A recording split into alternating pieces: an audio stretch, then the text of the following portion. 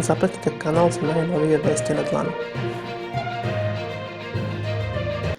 Aleksandar Vučić, predsjednik Srbije, izjavio je nakon sjednice Strateškog savjeta za saradnju sa Mađarskom da će Srbija biti pouzdan partner Mađarske, ističući značaj dubljih odnosa između dve zemlje. Vučić je zahvalio premijeru Mađarske Viktoru Orbanu na prijateljstvu, ističući da je ključni most u odnosima između zemalja bila uloga Ištvana Pastora iz stranke vojvođanskih Mađara.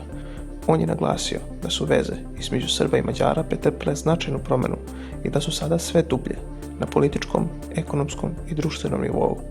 Vučić je također zahvalio Mađarskoj na podršci Srbiji na njenom putu ka EU i vojnoj tehničkoj saradnji, ističući da su razgovarali o mnogim temama, uključujući energetske projekte, izgradnju infrastrukture i aktualnu situaciju u Ukrajini.